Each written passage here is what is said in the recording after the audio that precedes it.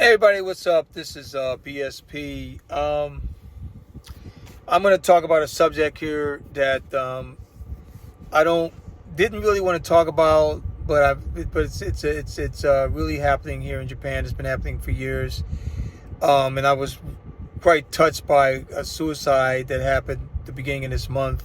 That still kind of puzzles me, but I think I got really interested in that because it can now affect the average person that's not even contemplating suicide. There was a young 17-year-old girl that jumped from Yokohama Shopping Center at the station, 12 floors, and she hit a pedestrian below that was walking with her co-workers, and the lady also got killed. So like the girl was pronounced dead at 7 at the hospital, and the lady was pronounced dead at 9:40 p.m. that same night. You have suicides all over Japan. It's one of the top 7 suicide committing countries in the world. For various reasons, you have mental health issues, family issues, social issues, work-related issues. The social pressure, which is what I'll probably call this video, in Japan is tremendous on the Japanese. I could sit up here and say that I myself would not want to ever be a Japanese person in Japan. I love being an American black man in Japan because I see the social pressure. Sometimes I see my wife let it get on her, but I always, help her out with that, as far as keeping the pressure off of her. I always look for ways to keep her from having to deal with the stress. For example, like my son's soccer club, there's a couple ladies there that are kind of, depressed ladies, and what they do is they try to place that depression on other people, and it was bothering my wife for a little bit, and I was just telling her, look, babe, don't even worry about it, just flick it off. You lived in the States 16 years, you know how to handle different situations.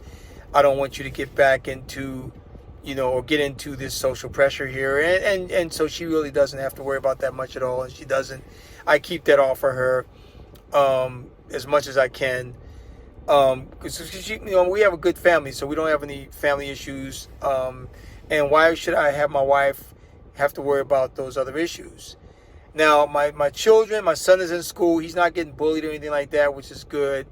But I am starting to see that he is concerned about what others think about him, and so we talk to him about that a lot too. Like, look, hey, remember you got your own life. Don't concern yourself with what others think. Just go about living your life the way you choose to live your life. And I think that American independence advice that I can give him is going to really help my children out in the long run. I always give them that. It's nice to fit into a group. It's nice to be recognized. It's nice to be loved. But you also have to realize that you yourself are your own person. You have your own way of doing things. You have your own way of handling things. And, you're going to experience pressure here and there, but no pressure is worth you taking your life. No relationship is worth you taking your life at all. No work-related issue is worth you taking your life. No family issue is worth you taking your life. Your life is way more valuable than that. And so that's all we can do for our children. That's all we can do for our people in our family. I know that in Japan, I haven't come across with people that committed suicide, or that I know of that has committed suicide, and fortunately for me, but I know this is a sensitive subject. I just want to say that it really hurts me because I love my people here in Japan. To see a beautiful person in Japan just commit suicide like that, it just really bothers me. But so I am going to put up some hotlines on this channel here for people who may be considering or may come into that situation. Because my channel is mainly focusing on foreigners living in Japan and visiting Japan. And you as a foreigner, sometimes you may be overwhelmed. And if you are trying to fit into society, and you're homesick, you may yourself feel like you may want to take your own life. So that's why the hotlines are up here. If you feel that way, then just call it a hotline, and they have English speakers that will be able to talk to you about your situation. And I'm sure they have a lot of hotlines in Japan for Japanese to talk about it too. But the social pressure in Japan, it's tremendous. They always, when they go out, see, they greet each other. There's a formal greeting. You have to always mind your manners. You always have to watch how you behave around other people. That way you won't get singled out. Japanese do not like being singled out. They love being part of the group. They love living that normal life, that I'm part of the team. I'm part of walking around. Look, I'm normal. I'm not, disturbing anybody. I'm not strange, things of that nature. Because this is a homogeneous society. Everybody wants to fit in. Now, does everybody think the same? No. There's 124 million unique individuals here in Japan. But the social consciousness in Japan is very, very, they're very aware of it here in Japan. I myself, living here in Japan, I try to stay away from all of that. Because like I said, I'm an American black man here, so I don't let this stuff get to me. I know my wife tells me sometimes, hey, you got to watch this, got to watch that, got to watch this. And yeah, I'm like listening. I'm like, yeah, okay, I hear you, babe. But, if it's going to cause me some stress, I'm not going to let it bother me. I'm not going to give a fuck. I think that's the way you have to be. Yeah, I respect and love Japan. I respect Japanese society and everything like that. But I'm not going to get bogged up in the social pressure here in Japan. And I highly advise you don't do that. I know you got those people pleasers out there that want to be Japanese. They want to prove themselves that they're Japanese. That was me at one point, working those 16-hour days. But that's one of the big reasons too why so many people would come to the conclusion of taking themselves out, because they have so much pressure at work. It's like, you're not getting paid enough. Your hours are shit. A lot of people aren't happy with their jobs because they got bosses. They got the power harassment. Sometimes you got the sexual harassment. You got this, that, the other harassment. The way people say things, harassment. And if you're not Japanese, I'm not Japanese, but if you were to spend one day as a Japanese person in an office or in the skin of a Japanese person, you would be amazed at the social pressure they have on themselves to keep themselves right. You'd be amazed at that. In America, I come from a country where it's like, hey, fuck you. No, fuck you. We don't give a fuck what people think. We want to feel love too. We want to have that social, happiness. We want to feel happy like that. And sometimes we don't feel that way. And, you get Americans out there blowing their brains out, things of that nature. Because they just come across too much stress. And that's what it is. It's just a lot of stress. But I'm in Japan. I'm talking about Japan, how things work over here. And here they have a lot of stress for Japanese citizen, a lot of stress for them. Like I said, they have to worry about what everybody thinks when they go outside their home, everybody. And then when they do have stress and when they are experiencing something that they don't like, they don't tend to talk out about it, because when they try to talk to others around them, other people will think, oh, you're just a negative person. I don't want to be around you because you're so negative. When they should just open up and let that person talk it out and hear what they got to say about things. But instead, they're just closing it up. It's like, oh, man, I don't want to hear it. And the Japanese know that, like, oh, I really feel this way, but I know they don't want to hear what I got to say, so I'm not going to say anything about it. And then in the end, they just end up jumping off somewhere. So, whenever I see a Japanese person on the street, if they want to talk to me and say hi, I say hi. I'm always polite, and joke around and whatnot. If that's I try to bring a positive attitude all the time with my encounters with Japanese people, and I can tell that they love that positive attitude from me. They love my positive energy. I can tell they pick up on that a lot. And that's all we can do as foreigners here in Japan to help the cause, is to be respectful of our neighbors here in Japan, of our brothers and sisters here in Japan. Understand that they are under a lot of social pressure, and try to, in your interactions with them, ease whatever pressure they have by you not yourself not committing to it. And what I mean by that is this: Like, I saw some idiots up here on YouTube last year, a couple years ago, where this older guy was yelling at this girl in 7-Eleven store for not doing something. I think he was mad about something about he had to show his ID to purchase cigarettes, even though he was like a 60-something-year-old man. And he was screaming. He had been living in Japan for years.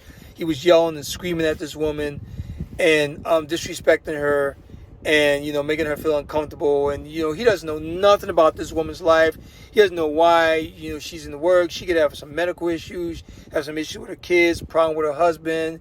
And that could have been the last straw for her in the meltdown of society. And then she could just leave that job the next day and just go jump off a ledge and kill herself because of what he did. So that's an example of how you can make things a lot more comfortable for your counterparts here in Japan, when by at least and this is a different from this. I'm not saying you need to be a people pleaser. That's not a people pleaser. No, it's just that when you come in contact with someone, it's respectable to just show some courtesy, some common courtesy to people. Like me, I never get angry with my Japanese counterparts here. I don't get angry with much anybody, but rarely with my Japanese counterparts at all. Never, not really, never with my Japanese counterparts. When I go to a restaurant or I go to a 7-Eleven or Lawson's or whatever the case may be, I'm always polite to the cashiers, polite to the people there to help me out.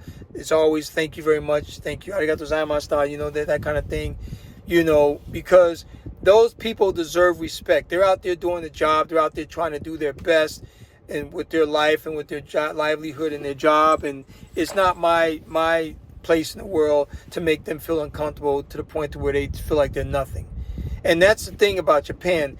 Japanese, they have a certain look with each other. They have a certain way they look at each other. They have a certain talk they look at. Just like any other culture in the world. I know in the black community we got a certain look that we look at each other, and the certain mannerisms that our own people can tell, oh man, wait a minute, I done fucked up, or oh yeah, I'm not doing too well. By the way we look, you've seen that same look in Kamala Harris's face with Donald Trump when he lost that debate, because he did get his ass beat. But I'm not up here for political purposes. But he got his ass beat in the debate. But anyway, so people can recognize that. Now even me, I'm starting to recognize those looks here in Japan, not toward me, but I see them with each other, and they're communicating with each other, even though they're not using words, but they are communicating with each other a lot.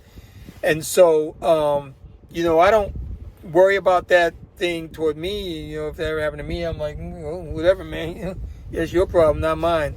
You know what I'm saying? But I still would try to be courteous. But I'm not going to let it affect me or my family. And that's why being married to a Japanese woman, part of the responsibility of being married to a Japanese woman is to keep that pressure off of her. Keep that social pressure off of her. And by doing your part, by making her feel comfortable.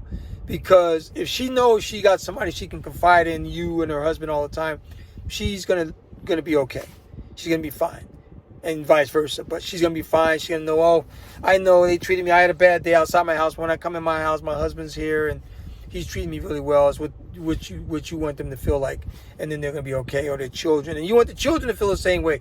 When your children come back, like when my son comes back from school, we always talk to him and make sure his day was good. We always listen for any, you know, thing that could be bad, or any warning signs, whatever we watch for.